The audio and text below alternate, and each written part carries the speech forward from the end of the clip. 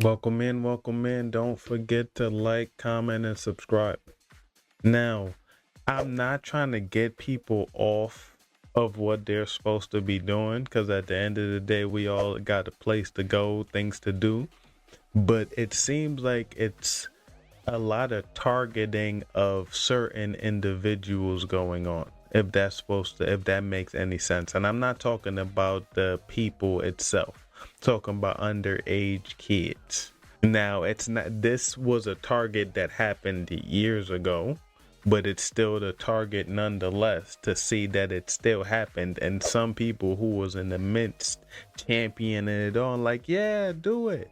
The moral recollection has come to the forefront, and they're like, wait, that's not right. But that only happened after the fact, like after a couple of mishaps. Matter of fact, you know what? Let me stop talking. Let's get into this video, and don't forget to like, comment, and subscribe. My name is Jamie Reed, and I hold a Master's of Science in Clinical Research Management from Washington University in St. Louis. I am also a lifelong Democrat, a mom of 5 boys, 3 of whom were adopted out of the foster care system, and I'm a lesbian. I am also the public whistleblower from inside a pediatric gender center. I participated in transitioning nearly 1,500 unique patients who ranged 1,500 kids, all adopted. Well, I did give y'all the explanation at the start, so y'all understand what type of rhetoric we're gonna be getting into at the moment. in age from 3 to 26. Now I understand I participated in an industry. Sure, they said from 3 years old to 26. 26, cool. 3 years old, ma'am. Yeah, for to 3-year-olds. Can 3-year-olds even have a coherent? Yeah, I mean they possibly can, but let's just listen. Let's listen. That was based on fraud, deception, and in layman's terms, we were running a racket. Patients were treated using unethical and deceptive informed consent practices. They were minor patients. They had significantly presenting comorbidities, some even meeting the criteria for a legal medical disability. The entire diagnosis is based on regressive stereotypes and self-described feelings. For an assessment to be diagnostic, there must be a statistically significant number of patients who will not meet the diagnostic criteria. Parents and the public have been deceived into believing that these assessments are diagnostic, that they're consistent, that they're comprehensive, and that no child is ever receiving treatment without one. But Yeah, no, we was telling, well, I know that for a fact. It's like, wait, no, trust me, they don't understand. They don't understand. They just see something that looks enjoyable to them as children, and they say, hey, since this thing is enjoyable to everybody that's around me, and they're saying I can get it too, why not? It's like, no, you. And no, my question, right? My question. How could you side with it at first, and now that you see that it's wrong, not saying that you're wrong for making it known, but just think about it. When you first heard it and you thought about it, what made you think that it was right? Like, you feel me? Like, that's where we need to get to, because if you're thinking about it, a lot of people sided with you so much that it actually got pushed through. So we have to get to that point. It's like, we know you're realizing. I understand that we're realizing now. Cool.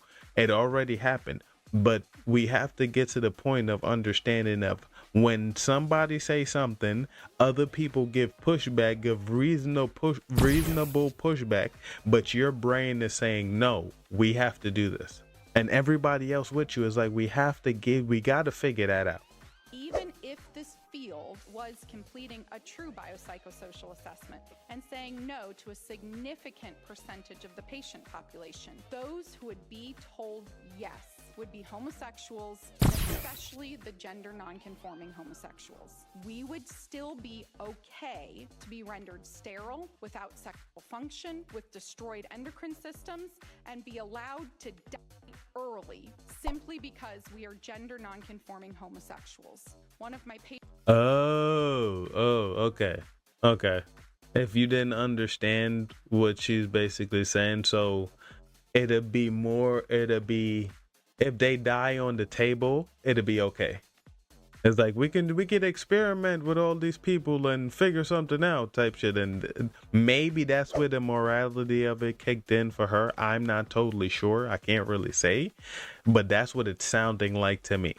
Patients after her radical bilateral mastectomy at 19 called begging for her breast to be put back on. Another patient's intellectual function was so impaired that they could not identify to me where they lived or explain what type of identification they possessed. This patient even stated, Yeah, that's how it be. Like that's why I be asking people, like even women who do the BBL and that, it's like, yo, why would you willingly sign yourself up for surgery?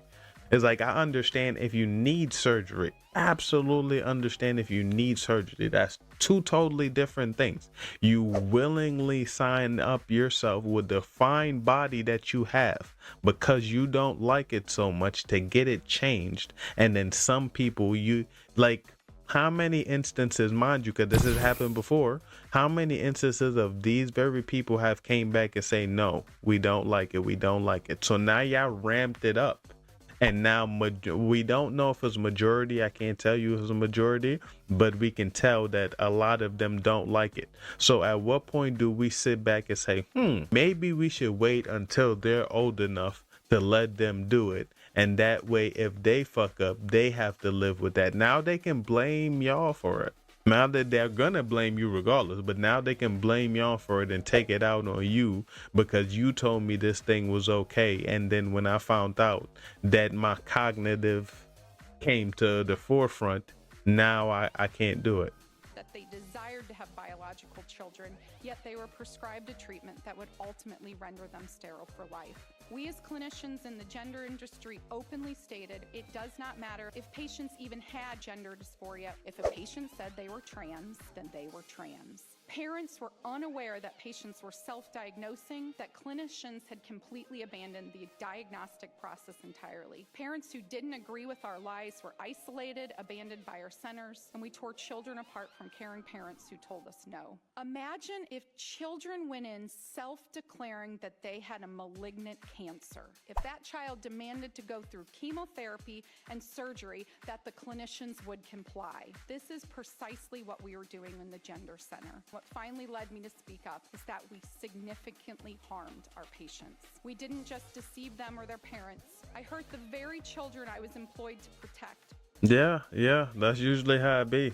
You know, you want to follow the leader, but it's not, you can't even feel no type of way about that lady because they made that into not law per se, but they made it okay. So it's not your fault. You was doing your job, which is completely wrong because it's like, yo, at what point does job separate from self? You know, but nobody can blame her. Only people to blame is the ones who said this was okay and continue to allow it. But y'all tell me what y'all think in the comments if you got to this part in the videos. Don't forget to like, comment, subscribe, and I'll catch y'all later.